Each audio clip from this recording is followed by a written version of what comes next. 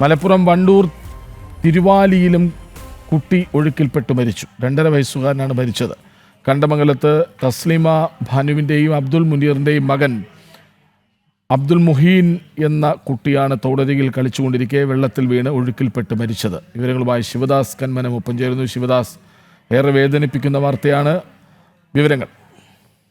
തീർച്ചയായും മലപ്പുറം ജില്ലയിൽ ഇന്ന് മാത്രം 2 കുട്ടികളാണ് ഇത്തരത്തിൽ ഒഴുക്കിൽ പെട്ട് മരിച്ചിരിക്കുന്നത്. അതായത് 2 കുട്ടികളും തോട്ടിൽ വീണ് മരിക്കുകയായിരുന്നു.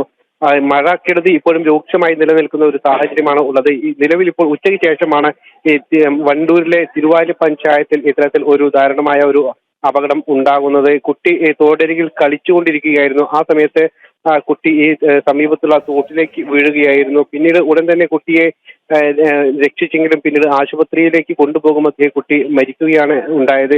2.5 വയസ്സുകാരനായ മുഹീൻ എന്ന കുട്ടിയാണ് മരിച്ചത്. രാവിലെ സമാനമായ അവസ്ഥയിൽ തന്നെ മലപ്പുറം കൊണ്ടോട്ടിക്ക് സമീപം നീറാട് തോട്ടിൽ വീണും ഒരു കുട്ടി മരിച്ചിരുന്നു. 4-കാരനായ ഒരു കുട്ടിയാണ് മരിച്ചത്. ഇങ്ങനെ മഴ ശക്തമായി തുടരുമ്പോഴും ഇത്തരത്തിലുള്ള ദുരന്തങ്ങളും ആവർത്തിക്കുന്ന ഒരു സാഹചര്യമാണ് ഉള്ളത്. അതോടൊപ്പം തന്നെ മഴക്കെടുതി രൂക്ഷമായി നിലനിൽക്കുന്ന പല ഇടങ്ങളിലും റോഡിൽ മണ്ണിടിഞ്ഞ് വീണും അതോടൊപ്പം തന്നെ മരം വീണും എല്ലാം തന്നെ ഗതാഗതം തടസ്സം അടക്കം ഉണ്ടാകുന്നു. വീടുകൾ നശിക്കുന്ന ഒരു സംഭവം ഉണ്ടാകുന്നു.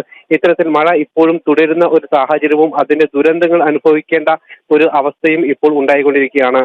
കൃഷ്ണരാജ്. ശരി, ശിവദാസ് കന്മനമാണ് വിവരങ്ങൾ നൽകിയത്. ഒരു പിഞ്ചു കുഞ്ഞ് ജീവൻ നഷ്ടമാവുകയാണ്. വിവരങ്ങൾ നൽകുകയായിരുന്നു ശിവദാസ് കന്മനം.